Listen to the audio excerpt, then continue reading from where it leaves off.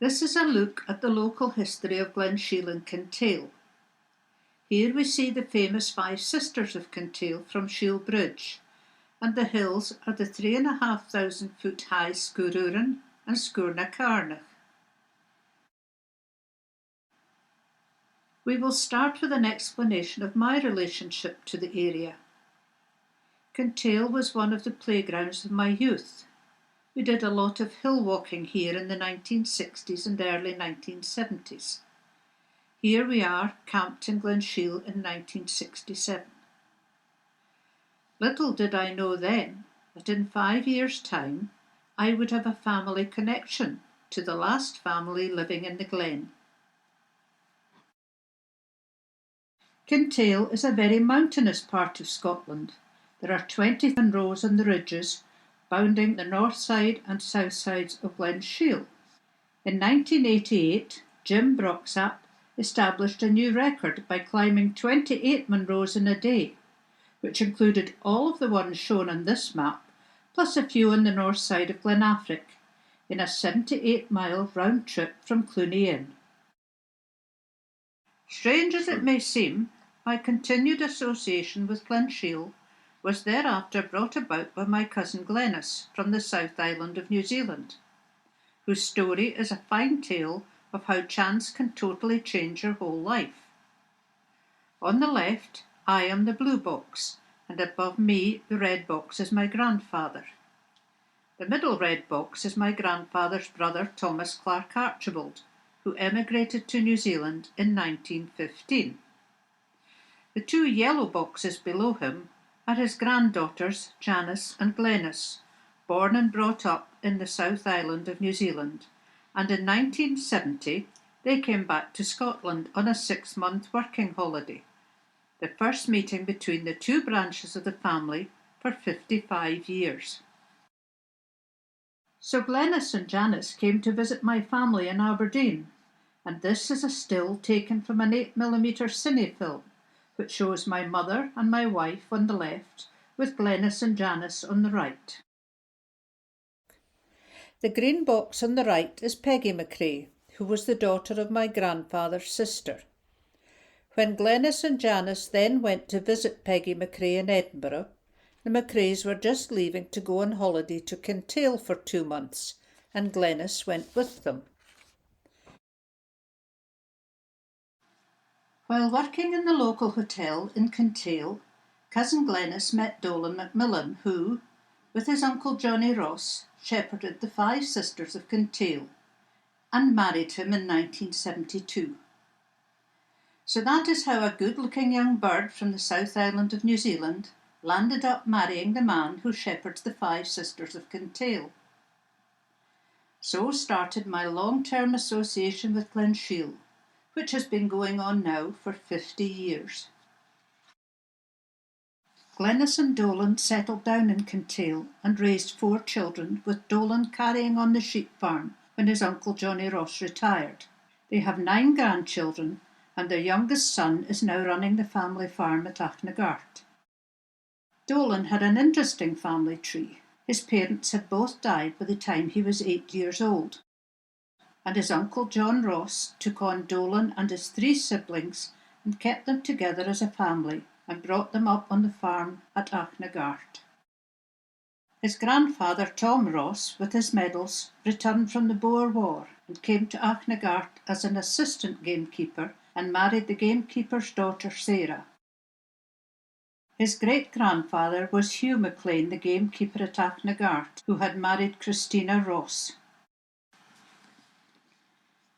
His great-great-grandfather was John Ross, who, with his family, were some of the 90 victims of the forced clearance of Glencalbie in Easter Ross in 1845. John Ross was one of those who famously scratched their names on the window at Croich Church. While sheltering in Croich churchyard, the women milked a cow in a nearby field to feed the infants, and they put the milk in a flask borrowed from the church. Later, the church was locked, and they were unable to return the flask, which remained in Dolan's family until 2015, when he gifted it to the museum in Inverness. Dolan was a member of Kintail Mountain Rescue for 30 years, most of them as leader of the team. In 1997, Dolan was awarded an MBE for services to the community. The Macmillan family of Achnagart in 2012. Dolan is the tall figure in the grey jacket just left of centre, and Glenys is to his right behind the boy in the blue sweatshirt. Everybody else to Dolan's right are their children and grandchildren. There are various other relations to the left of Dolan. So that is Glenys's story, none of which would have happened if the McRaes had not been about to leave for Kintail when Glenys went to visit them. So let us have a look at the history of the area, which involved the Clan MacDonald, the Clan Mackenzie and the Clan McRae. We will also consider the system of land tenure and the prosperity of the people. The territory controlled by the MacDonalds, Lords of the Isles, is marked in blue and grey on the map. The west coast of Scotland was an area controlled by the Lords of the Isles before the 15th century, a powerful private fiefdom who operated independently of the Scottish Crown. Our particular interest is the grey area on the map, which is the Earldom of Ross. On this map, the Earldom of Ross is the brown area with Mackenzie written all over it, and the parish of Glen Shiel is outlined in red. The Mackenzies held the land under a charter granted to them by the MacDonalds and not from the Scottish Crown. So, under the feudal system, the Mackenzies were the MacDonalds' vassals. In the 15th century, the ownership of the Earldom of Ross was hotly disputed by the House of Stuart, and one of the early battles in this squabble was at Harlaw near Inverurie in 1411. James III forfeited the Earldom of Ross from the MacDonalds in 1475, but he was too weak to take control of the area.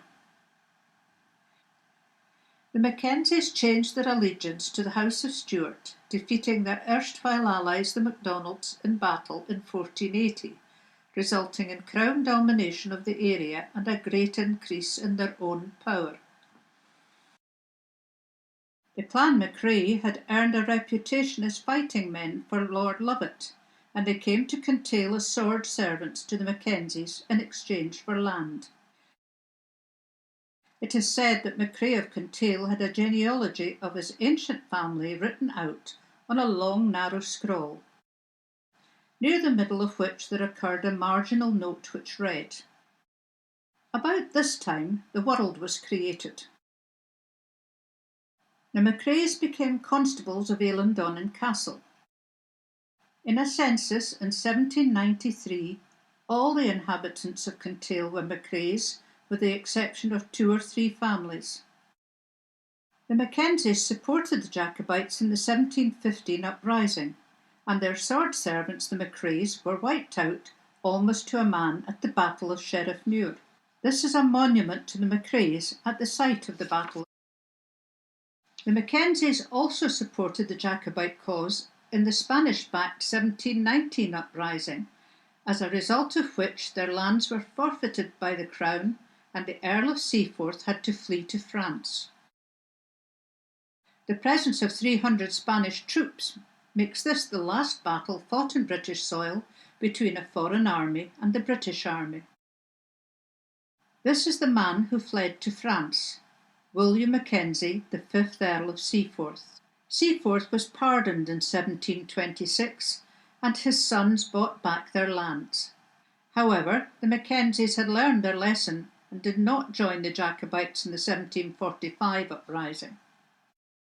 Prior to 1743, the Highlanders grew oats and had cattle for milk and butter, and hens for eggs. It was subsistence agriculture, living permanently on the edge of starvation.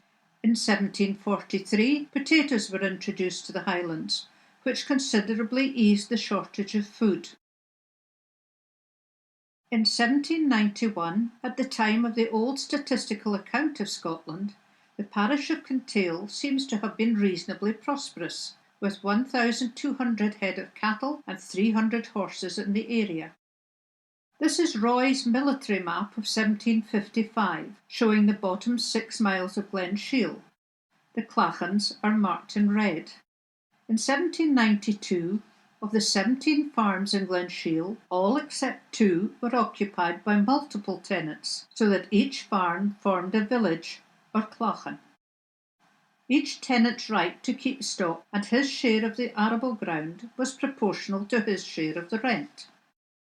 This was a system of land tenure universally used throughout rural Scotland until the arrival of agricultural reform in the 1800s. Individual people could not afford to rent land, so a group joined together to rent a small area which they worked communally. Each clachan would have been a family group, and they shared the work of growing crops and tending beasts. Because they were a family group, they also shared their food. The last Earl of Seaforth had stated that he preferred people to sheep and promised that there would be no evictions for sheep. However, when he died in 1814, the people no longer had a protector, and the inevitable clearance of the people out of the glens took place. With the sheep came an increase of rents of up to 6,000% in a generation. Those cotters that remained became paupers crowded on the coast. It is unclear how they made a living, as the west coast herring fishing had fallen off at this time. Some will have collected shellfish along the coast, while others will have been involved in the illicit distillation of whisky. The 1845 statistical account of Scotland documents the growing poverty in the area. Between 1820 and 1880, 2/3 of the Highland estates changed hands, including Kintail, which was split up and sold off to 9 different proprietors in 1840. The Glen Shiel estate was bought by Sir Alexander Matheson in 1840. Like many of the new landowners in the Highlands, Sir Alexander had earned his fortune from the opium trade in the Far East, and he used his money to build Duncraig Castle as his home on the shores of Loch Carron. Increasingly, estate ownership landed up in Lowland, English, or even American hands, forming a new disassociated elite in a region of traditional family allegiance. Winans was the most extreme example of the invading force of this new disassociated elite. He was an American businessman who acquired ownership or tenancy of over 250,000 acres in Glen Strathfarrar, Glen Canich and Glen Affric in the Highlands of Scotland. In 1884 he prosecuted a Scotsman, Murdoch MacRae of Carngorm, for grazing a pet lamb on land owned by him at Morvich. The failure of Winan's prosecution helped to establish the right to roam, which was a key element in opening up the countryside to the public. His favoured hunting tactic was to organise teams of gillies to drive deer into narrow passes where they would be mown down with modern firearms. An undignified corruption of the medieval tinchel. It was a social revolution, and the introduction of sheep destroyed the people's traditional way of life. So by 1847 the population of the parish of Glen Shiel was 750, of whom only 150 were self-sustaining, with the remaining 600 being destitute and dependent on handouts from the church and the landowner to avoid starvation. In 1841 census, of the 13 households along both sides of the river, 6 were headed by shepherds.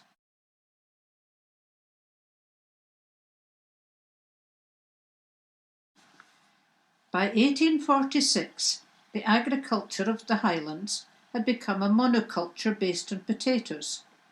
So when potato blight arrived that year, it caused a famine which lasted for 10 years, heaping even more misery onto the people. By 1860, public opinion was entirely hostile to evictions to make way for sheep. Between 1870 and 1900, the sheep were cleared from the land, and the whole area was turned into a vast sporting estate for hunting, shooting and fishing. After the Napier Commission in 1883, it seemed that pressure was put on the cotters to leave, and the population of Kintail declined by 500 in the space of 10 years.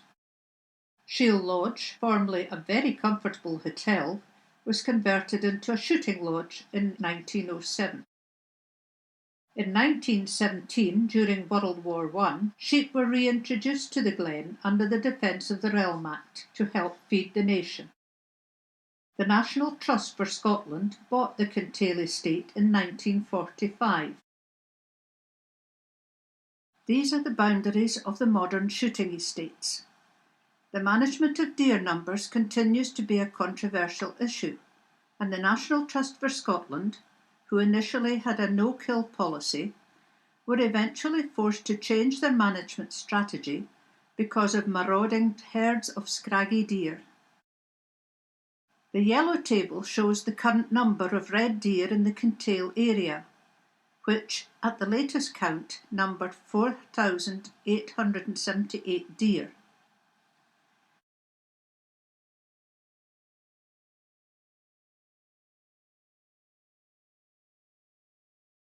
When you look at the blue table and realise that every one of the hundreds of sporting estates in Scotland were doing exactly the same thing, you realise it is a miracle that any of these birds and animals survived the slaughter.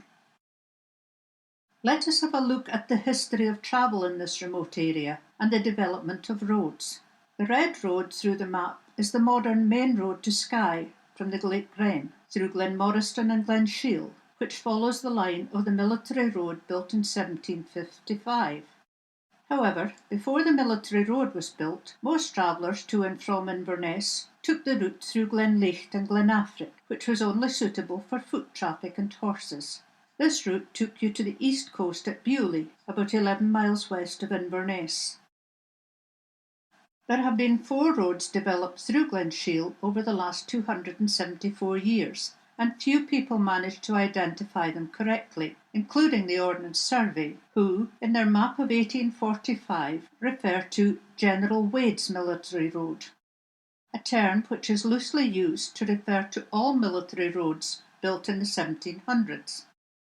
Also, General Wade was actually a field marshal, so along with the fact that he did not build the road, that is 2 errors in one notation on the map. Starting in 1724, Field Marshal Wade built the red roads on this map, a road on the line of what is now the A9 from Dunkeld to Inverness, a road through the Corryarrick Pass from Lagan Bridge on Speyside to Fort Augustus, and a road down the Great Glen from Inverness to Fort William, before handing over to General Clayton in 1733, and the same year responsibility was again passed on to Major William Caulfield. Prior to assuming command of the road-building programme, Caulfield had worked under Wade, and the construction of some of the roads attributed to Wade, such as the road down the east side of Loch Ness, was supervised by Caulfield as the road surveyor. In total, 250 miles of roads are attributed to Wade and 800 miles to Caulfield. These roads remained the responsibility of the Army until 1814, when their management was passed on to the Commissioners of Highland Roads and Bridges. The road we are interested in is the one from Fort Augustus to Bernera Barracks in Glenelg, which ran up Glenmoriston, down Glen Shiel, and over Mamratigan to reach the barracks at Glenelg. This is the only through road in a vast mountainous tract of Scotland, 66 miles high and 50 miles wide, which is about the same size as Aberdeenshire. The road through Glen Shiel, shown on the map, was built by Major William Caulfield and is referred to as the Old Military Road, and was built in the years just before 1755. The map shows the bottom 6 miles of Glen Shiel, where the road meets the west coast of Scotland. The Old Military Road crossed to the north side of the River Shiel near the bottom of the map, and crossed back again near the mouth of the river. The orange line is the realignment of the Caulfields Military Road done in 1771, which removes the 2 crossings of the River Shiel as the road stays on the south side of the river. We know that because the military marker stones shown in the map are well documented and show the date 1771. These are the two military marker stones shown in the previous map. They were fortunately photographed before they were lost. It is pretty certain that at least for 15 years, from 1770 to 1784, a regimental party from Fort Augustus was employed each year upon this road, and as the regiments in Fort Augustus were changed annually, each different regiment recorded their work on a marker stone at the roadside for all to see. Stone number 1 bears the inscription 24 Regiment Ended. Stone number 2 says the 4th of the King's Royal Regiment made 249 yards of road east 1771. This map shows Thomas Telford's 1815 Road to the Isles in red, which mainly followed the 1771 realignment of the old military road. The modern two-lane road, built in 1967, follows the line of Telford's Road. So there we have the four roads: the 1755 Old Military Road, the 1771 realignment, Telford's 1815 road, and the modern two-lane road built in 1967. This is what remains of the original Old Military Road on the north side of the glen. A well-preserved section of the Old Military Road near Melgar in the Corriaric Pass. This is what the road would have looked like when it was first built. Can you imagine doing a 20-mile march on that surface? Telford's 1815 road winding through the trough of Glen Shiel. The hills in the background are Fachig and the Saddle. Another photograph of Telford's 1815 road winding through Glen Shiel. The hills in the background are the ridge of the Five Sisters of Kintail. This is Telford's 1815 road crossing the River Shiel at Aisne and Aram, about 7 miles from Shiel Bridge. Telford's bridge at Aisne and Aram being replaced by a new bridge when the modern double-track road was built through the glen in 1967. So let us take a trip up Glen Shiel. Most of the places that we will see are marked on this map. Little remains of the old clachans that the people lived in prior to 1800, and most of the houses are shepherds' houses, built in the early 1800s, which were subsequently occupied by gamekeepers when the sheep were moved from the glen.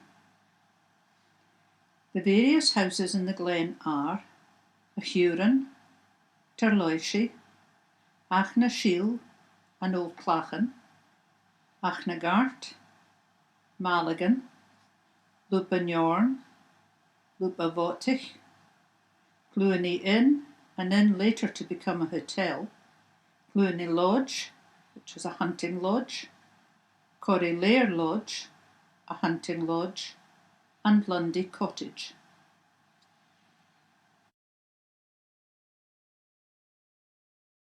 We start off at the head of Loch Duich in Shiel village. The red road is Telford's 1815 road to the Isles. Inver Shiel is where the Kintail Lodge Hotel is now situated. In the village, we see the main dwellings are the manse, Shiel House, and Shiel Inn. We see the two different sites for the post office, at the bridge and at the inn.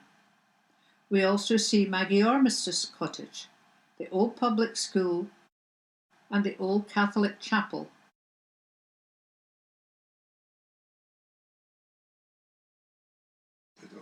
The three prominent buildings are Shiel Lodge, Shiel House, and the manse. The road running through the picture is Telford's 1815 road to Skye, and we can see his bridge across the River Shiel just below the manse. The road to Glenelg over Mambratigan is seen climbing the hill on the far side of the loch, on the left. The river coming in from the left on this side of Shiel Lodge is the Althulan, which drains the west flank of the saddle.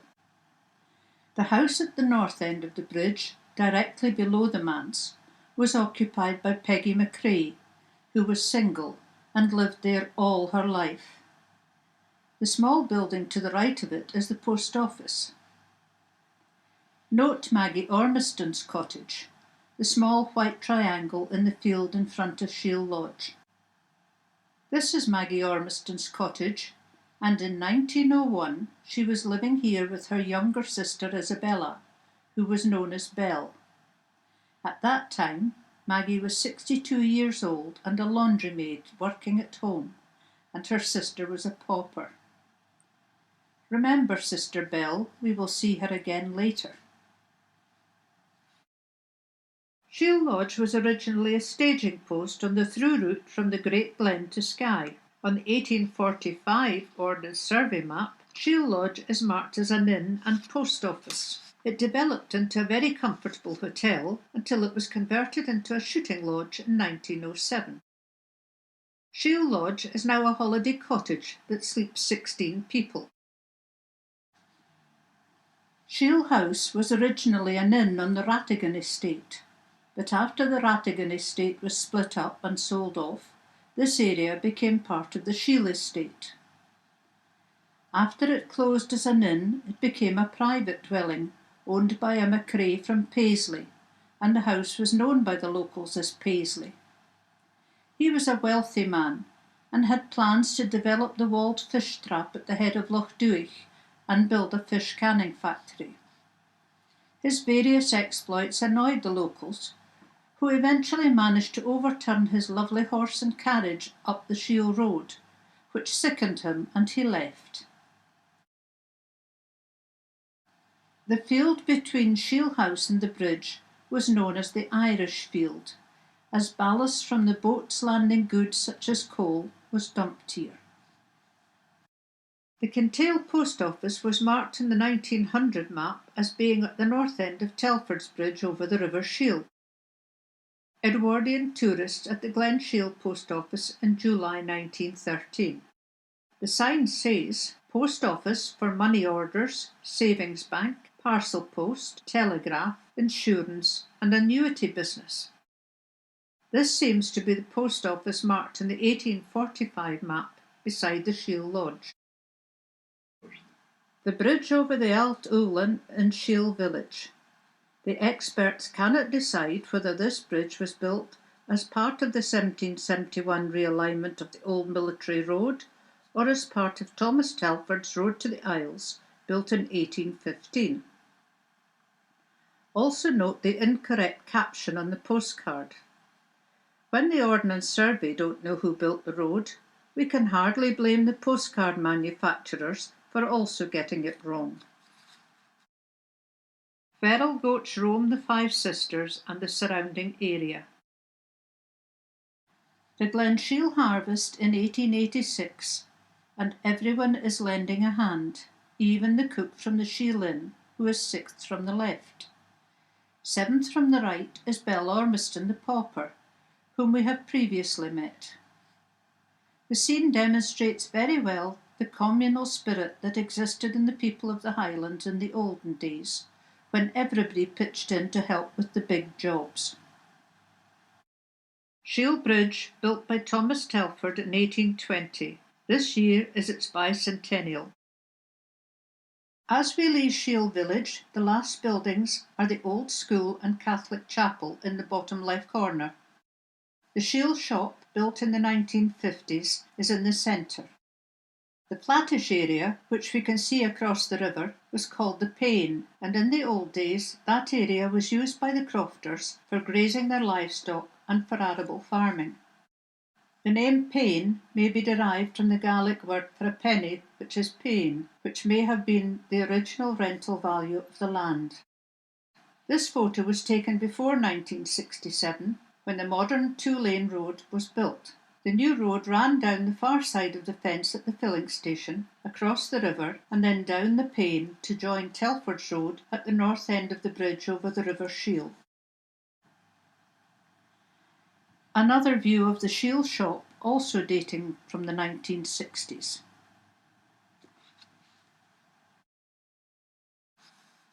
This is Old Shiel School. In the 1940s, my cousin's husband Dolan walked the 3 miles from his home at Achnagark to this school every day in his bare feet. We cannot imagine doing that. But Dolan also said that on the farm, if you were sent to take in the cows for milking, if the cow had been lying down and got up, you went and stood where the cow had been because it was warm on the feet. The old Catholic chapel in Shiel village. Soon after leaving the village, we come to Loch Shiel, which every year has swans and ducks on it, and is a stop-off place for salmon and sea trout going up the river, and the fishing above the loch was always very good. The wood beyond the loch was called the Coogan Wood, and is where the ghost dog lived and terrified everybody, and kept them on the straight and narrow. It was known as the Coo-Doo, the black dog, but Dolan never saw it. One story says that the fairies took a dislike to the dog and enticed it into their place of residence. When it emerged, it was completely bald, so it was no longer the Coo-Doo. In the late 1800s, the cows were summered up on the flats above Loch Shiel, and there was a little wall to stop them coming back down again. The girls milked the cows here in the evening, as there was a place to wash the buckets. A family story passed down to Dolan from his uncle Johnny Ross concerned the Boa family, who came to Glen Shiel with the sheep. One of them fancied one of the McRae girls who milked the cows at Loch Shiel. He was a shepherd, and in the evening he used to sit on the wall and wait for her to come up to milk the cows so that he could talk to her. While waiting, he started to carve his name, B-O-A, on a big stone there, but he had only carved B-O before the pair of them ran off together. The north side of Glen Shiel is bounded by the ridge of the Five Sisters of Kintail. Sgurna Morich, the one that runs to the sea. Sgurna Sai, the fair or yellow one, or the peak of the arrows. Sgururan, because of the wells that are on it. Sgurna Carnach, cairns and rocks. Sgurna Kishjadu, hill of the black chest. On the south side of the river, we have the Donald Campbell Memorial, the two military marker stones, the Souterrain and Turloishi. In the heyday of sheep farming in the glen, Turloishi was one of the main holding places for sheep, and had pens capable of holding more than 1,000 sheep. Some of the cornerstones for the walls of the pens are still visible today. Just to the right of Turloishi is Achnashellach, where the Spanish and Highlanders camped at the start of their march eastward in the 1719 uprising. On the north side of the river we have Clachavasti, the Broch and a Huron, which had good grazing land which was converted into crofts at a later time to increase the amount of arable land available to the crofters. On the right we have the Glascarn and Croch Coopan. Donald Campbell was gassed in World War I, but survived and ran the inn at Cluny for a while before moving down to Shiel village. When he died, the service was held in the Catholic chapel at Shiel, and the coffin was walked up to the road to here, from where it was transported back to his native Bewley. His brother John was killed at the Somme, and it is thought that his name was also supposed to be on the stone, but for some reason it never happened. The Souterrain at Culsh, Aberdeenshire, which is very similar to the one which was destroyed by the road building at Turloishi. The Ponyburn, where the first military marker stone got buried by forestry roadworks. The house at Turloishi was originally built for a shepherd.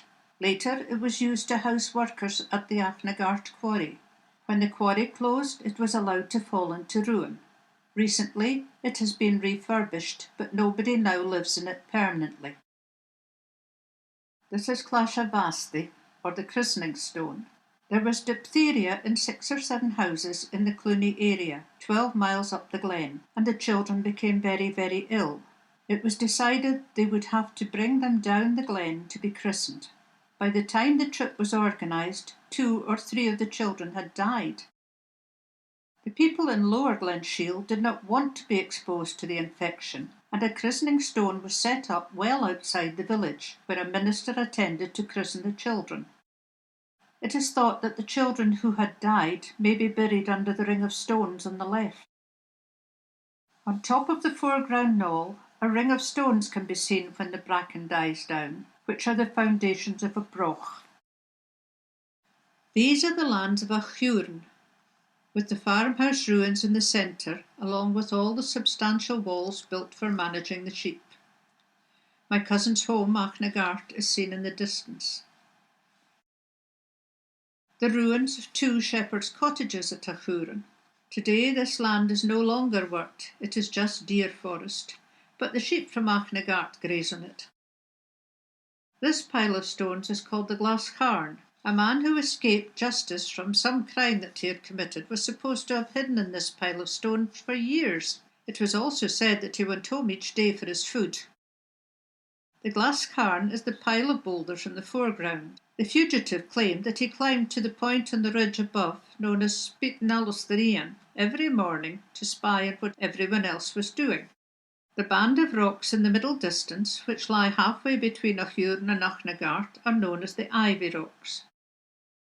This knoll is called Croch Cúfpan, where there was a well with what the old folk considered to be very good water. They would spend all day going down to Achurn with a horse and cart to collect a load of hay, and would stop here on the way home to make tea with the water. So different from today, when you could do the same job in half an hour with a tractor and trailer or a lorry. This is the map of Glen Shiel from Blau's Atlas of 1654, and we can see my cousin's farm of Achnagart, which at that time was a clachan. A major flood caused landslides at Achnagart and also at Achagerk in Glenlicht, which we also see on the map. The similarity of the 2 names caused a lot of problems for the rescue workers, who did not know exactly what was happening where. The clachan of Achnashellach, or Achanashellach, on the other side of the river, is also marked in the map. This is Achnagart, my cousin's family farm. We also see the clachan at Achnashiel, the quarry, McLennan's well, Clachachuman, and the house at Mulligan. There is a deep cutting on the river at Achnagart where the farm access road crosses the river. It is thought to be a man-made cutting to drain the loch behind Mulligan, so that the loch bed could be used as arable ground. The raised, bushy, heathery growth in the foreground conceals the ruins of a cotter's dwelling at Achnashiel. In 1773, Boswell and Johnson passed through Achnashiel. Boswell wrote, "We came to a rich green valley and stopped at Achnashiel, a kind of rural village, a number of cottages being built together. We passed many miles today without seeing a house, but only little summer huts or shielings." At this Achnashiel, we sat down in a green turf seat at the end of a house, and they brought us out 2 wooden dishes of milk. One of them was frothed like a syllabub. We had there in the circle all about us, men, women and children, all Macraes, Lord Seaforth's people. Not one of them could speak English. I also gave each person a bit of wheat bread, which they had never tasted before. There was great diversity in the faces of the circle around us. Some were as black and wild in their appearance as any American savage. One woman was as comely as the figure of Sappho, as we see it painted. In the distance you can see my cousin's home at Achnagart.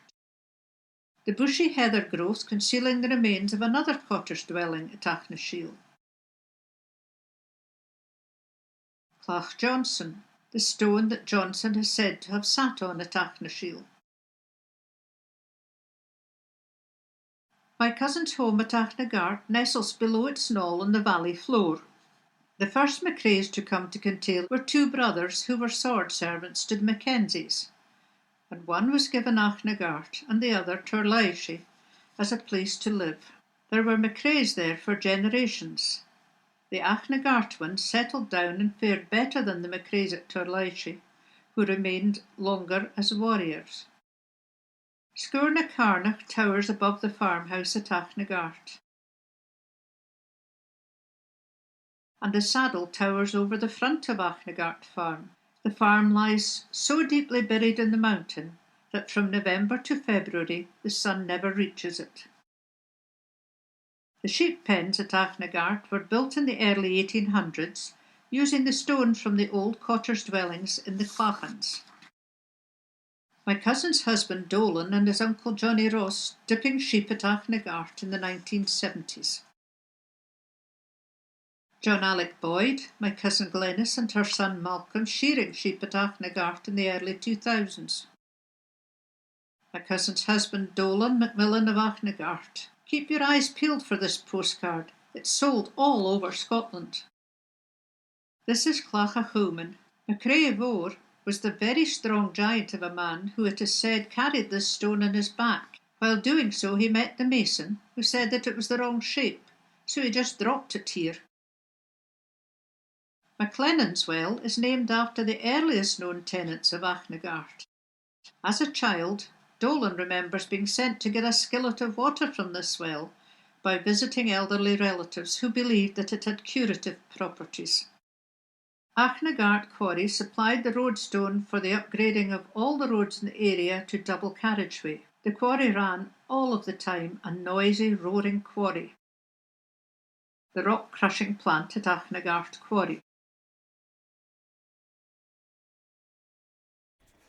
Mulligan was a holding about a mile up the glen from Achnagart. It is thought that there was a loch here in the olden times, and the very deep cutting at Achnagart was dug to drain the loch so that the loch bed could be used for arable farming. Note Bonnie Prince Charlie's cave above Mulligan, and the path going off the bottom edge of the map, which is the route to the Forkin Ridge on the Saddle. The cattle drovers' resting place at the Ray Hoolan is also shown. This is the house at Mulligan, long gone and bulldozed flat. Johnny Mulligan's father was Duncan MacDonald, the Gilly Ban, and Johnny was brought up at Loch Lundy, but his mother died shortly after giving birth. Johnny then came to live at Mulligan with his father and his father's sister, Mary Ann MacDonald. Dolan grew up with Johnny Mulligan and they were great friends. Watchers for poachers were called stoppers, and because Mulligan was a favourite place for the stoppers to keep a lookout, it was known as a stop house. Mary Ann MacDonald at Mulligan.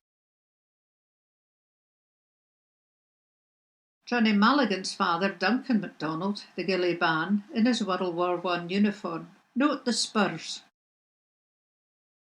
The last occupant of the house at Mulligan was John Hugh Maskell, who died on the 29th of January 1976. He was known as the Black Officer and had fought as a mercenary for General Franco in Spain. While on the run after the Battle of Culloden, Bonnie Prince Charlie travelled overnight from Loch Coich across the South Glen Shiel Ridge and spent the day of Tuesday the 22nd of July 1746 sheltering in this cave on the north side of Glen Shiel behind Mulligan. Come nightfall, he resumed his flight eastward to Strathclooney before moving on to Glenmoriston.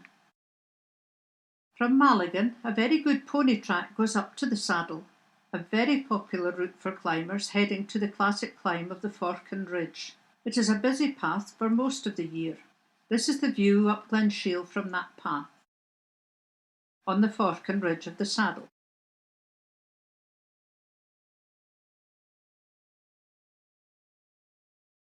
This is the map of the middle part of the glen.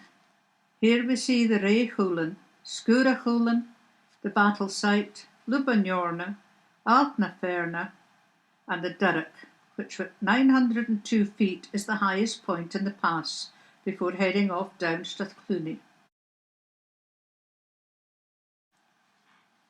As you go up the glen past Mulligan, the hill facing you is very appropriately called Skura Hoolan, and the flat area below is called the Ray Hoolan, which means the flat at the Coolan. The hill on the right is Fachig, and between them runs the burn called the Alt Mulligan. The drovers taking cattle from Skye swam them across the narrows at Glenelg.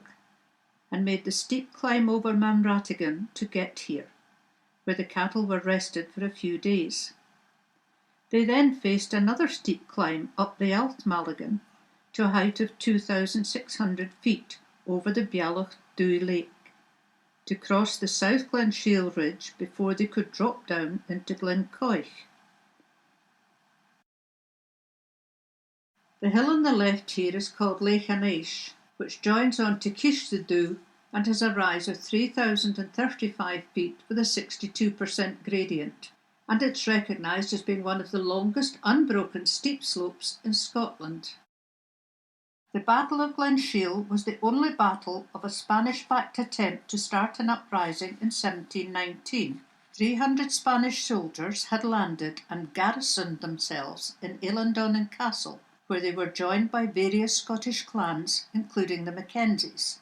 This army moved off east up Glen Shiel, and at a narrow pass in the glen they set up an ambush for the government troops who were heading down the glen from Inverness. The government troops had realised that there was a trap and stopped short of it. In the foreground is Telford's Bridge at Aisne-in-Aram, built about 1816, with a modern road bridge beyond it. The crest of the ridge beyond was the Highlanders' position on the south side of the valley. The Highlanders built stone breastwalls high up on the sides of the valley to create a defensive position. In the left picture, the dip in the ridge above is known as the Pass of the Spaniards, as that is what the Highlanders used as an escape route. In the right picture, Seaforth set up his command position on a big rock in the wood behind. The government troops opened fire with mortars, first time they had been used against Highlanders, and they set the long heather on fire. The furious flames forced the Highlanders to abandon their positions, and they fled up and over the hills and melted back to their homes. The Spanish surrendered as they had nowhere to flee to, and caused a long-running political problem, as Spain was not prepared to make any effort to get them home. The Royal Navy came in and tried to bombard Eileandonnan Castle with the ship's guns, but their efforts made absolutely no impression on the structure. So they landed, and using the Spanish gunpowder stored in the castle, they blew it up from the inside. A lesson to the Mackenzies to buckle down and behave themselves. Dolan's uncle Johnny Ross and Murdo McCrae, the Forestry Commission's man in charge, were cleaning a drain in the woods at the battle site when they dug up a pouch with musket balls in it, and Dolan has some of them at home. The leather bag was rotten and the stitching had gone, so they just put the musket balls in a glass jar. When Dolan was in Achnagart, he was crossing the river at Achanachchelach, where the Jacobites and Spaniards had camped, and he came across what he first thought were some birds' eggs, which turned out to be a pile of musket balls. A flitting taking place at the house at Aisne-in-Aram in 1938, with Fred Walker, Donald Gillis, Jock Stewart, Ina McCrae, with Betty the girl in front. The dog's name is unknown. Fred Walker was the local carter who owned the lorry. He married Dolan's Auntie Maggie, and he was the last person to live in the house at Aisne-in-Aram before it was demolished. The house at Aisne-in-Aram was demolished when the new bridge was built in 1967. Telford's 1815 road bridge in the background. This is a panorama of Lupinyorn, the barley meadow, where the ground was good for growing barley, which was used to make barley brie, a primitive form of whisky.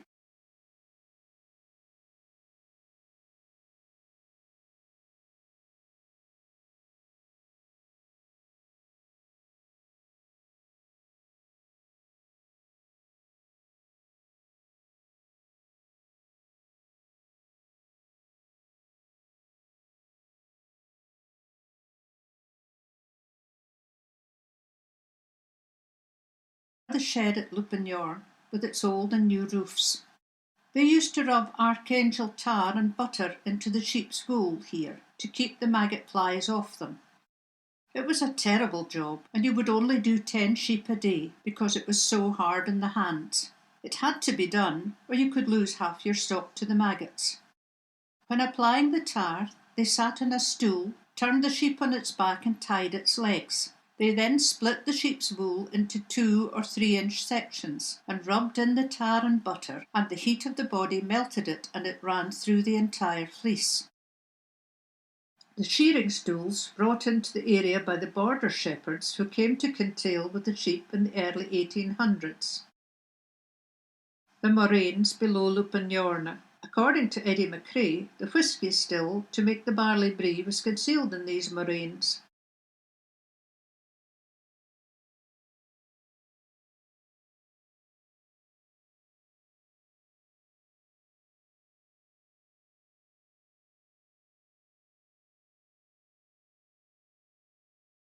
The house at Craigan Lupinyorna, the home of Eddie McCrae, demolished in 1967 when the new road went through the glen. About 1920, the Forestry Commission planted most of the left-hand side of the glen above the battle site. Since then, the trees have been harvested and planted again. Dolan had a newspaper cutting from the 1920s which show a group of men digging trees out of a big bog, which had the caption, "New Industry, Tree Mining in Glen Shiel." What had happened was that some of the locals who had got jobs there decided the best thing they could do with the young trees was to dig a big hole in the bog and bury them. However, somebody spotted them and they had to go and dig them all up and take them out of the hole. And there were thousands and thousands of trees. The Forestry Commission's man in charge got the sack. Dolan liked the caption, "Tree Mining in Glen Shiel, New Industry." He thought that somebody was taking the mick. Nearly all of the men were relatives of Alec McCrae, who lived in Lupinyorna at the time. There was Murdo, Farcher and Eddie McCrae. They were all there. The Forestry Commission employed about 20 people in the glen at one time, and they built a workman's hut. Dolan worked at Lupinyorna for a while in the 1960s, where tree planting was still going on. Altanferna, where the sheep banks are still visible today. The burn is a place where you can find garnets. These are earrings made from Glen Shiel garnets by Saffron Jewellery of Glen Shiel. Looking down Strathclooney to Loch Clooney from the Durrock at 902 feet above sea level, the highest point on the road. A panorama of the South Glen Shiel Ridge from the Durrock. These hills are all part of the Shiel estate, and today there are no livestock on any of them, but at one time they carried 4,000 sheep.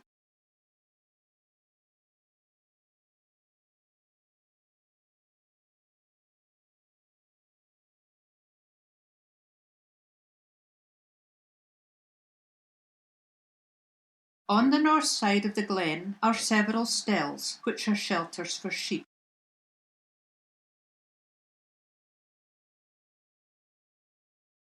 This map shows all the settlements in the west end of Strathclooney, including the side school at the Clooney Inn. Lupavotich, the Alt Big House, Cruachan and the Alt Moor House were all at one time either shepherds' or keepers' houses. The ruins at Lupavotich, with Clooney Inn and Loch Clooney in the distance. A film company were using the ruins as a film set and re-roofed them prior to a scene where the buildings were to be burned down. On hearing this, and not wanting to waste a good door, a man from Kyle went up and removed the barn door, which he still has on a shed in Kyle of Lachalsh today. Another story of how the buildings were burned down tells how the crofter could not get into the barn because of the hay packed behind the door. So he cut a hole in the thatch and dropped in from above. He landed into a heap of adders who were sheltering from the winter cold. The adders started stinging him, so he shouted to his wife to set the barn alight, which she did. It is not known whether he was burned alive or stung to death. Clooney Inn was originally a staging post on the through route from the Great Glen to the west coast. In the foreground you can see the side school. Yes, the shed was a school. Side schools were located at places which were too remote for the children to attend the nearest public school. They may have had only a handful of pupils and might even have had an unqualified teacher. The pupils at the Cluny Side School circa 1955. Standing, Duncan MacLeod, Tommy Ross, Unknown, George Stoddart, Ronnie Ross and David Ross. Seated, Sarah MacLeod, Janet MacLeod, Betsy McLennan the teacher and Mary Stoddart. The side school today is now a climbing club hut. In 1953 there were only 4 pupils in the side school, John and 3 brothers from another family. At that time the side school was located in a bothy attached to the shepherd's house at Altmore, and later it transferred to the parlour of the former Cluny Inn, which had closed. Eventually it moved into this hut. For a time in the 1950s, the teacher cycled every day from near Dorney, a round trip of 40-odd miles. The Cluny Inn closed down in 1940, but the building of the Cluny Dam allowed the inn to reopen as a hotel about 1953. In 1953, the nearest telephones were 14 miles away down the trough of Glen Shiel and 12 miles south over the hills at Tom Doon by Lochgarry. Cluny Inn in winter.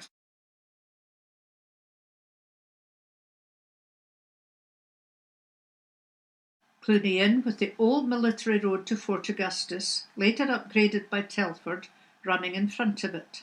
The road going up the hill behind is Telford's link road to Tom Doon. Cluny Inn in the 1960s.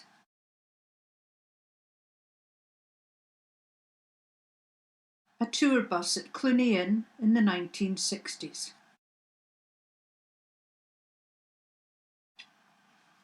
The hill on the left is Keistadhu. The pass in the centre is Ancoran Moor, the pass through to Glenafric, and the hill on the right is Achralig. The trees surround the Cluny Lodge. Cruachan House was situated at the head of Ancoran Moor.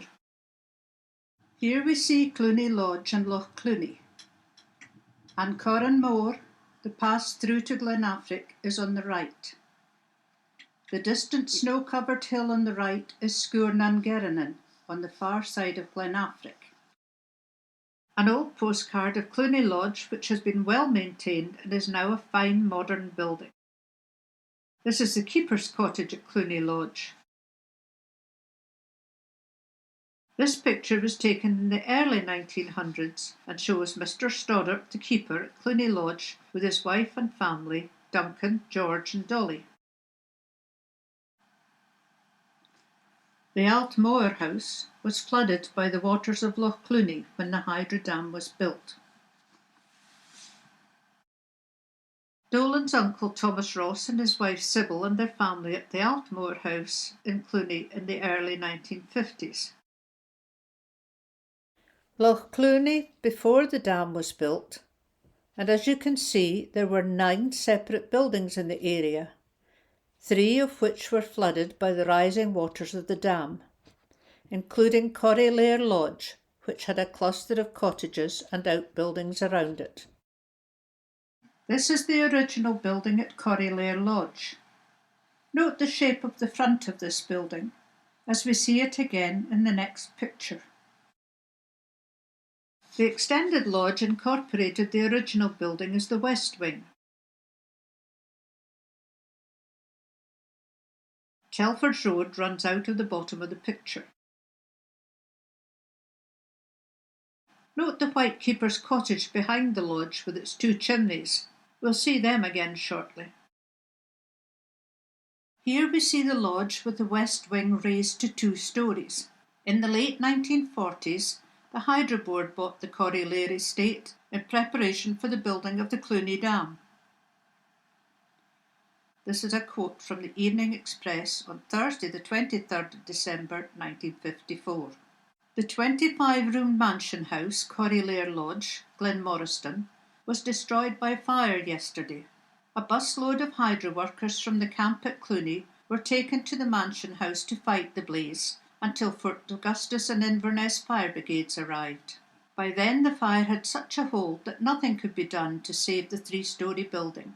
28 of the executive staff of the Mitchell Construction Company, who were occupying the house while engaged on the North of Scotland Hydroelectric Board scheme, were made homeless. Arrangements have been made to accommodate them on the campsite, but all lost their belongings. The lodge, built in the 1920s, was a familiar landmark in the glen. Circa 1956, the modern road built by the Hydro Board is a newly formed scar across the hillside above Loch Clooney. Below it we can see the remains of Corrylair Lodge, destroyed by fire and awaiting the arrival of the floodwaters when the Clooney Dam is sealed. Note Telford's road running up to the lodge. When the water level in Loch Clooney is low, the chimneys of the White Shepherd's Cottage, behind Corrylair Lodge, emerge out of the water. And if the water is calm, chimneys give a marvellous reflection.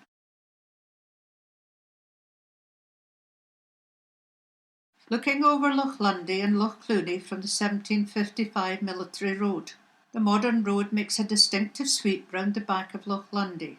Prior to the building of the Clooney Dam in 1957, Loch Lundy was a separate loch lying 76 feet higher up the hillside. When there are high water levels in the dam, Loch Lundy now becomes part of Loch Clooney, the site of the Clooney Dam before the start of construction.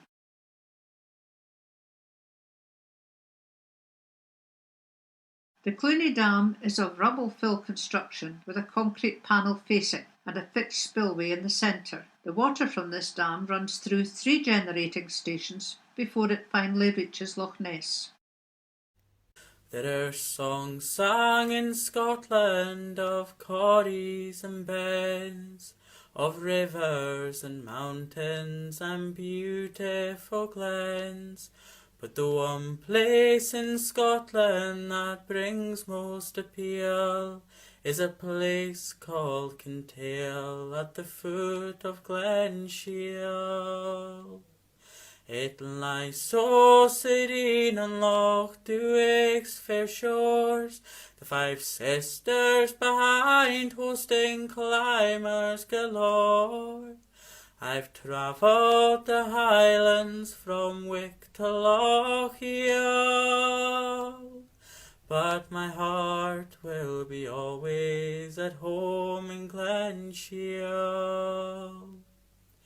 Going westward from Clooney to the head of the glen, past the Dúdach, looping Yorna, and down round the ben, where the Spaniards did battle at Isnanarm Bridge, with the stag standing guard on the Saddle's high ridge.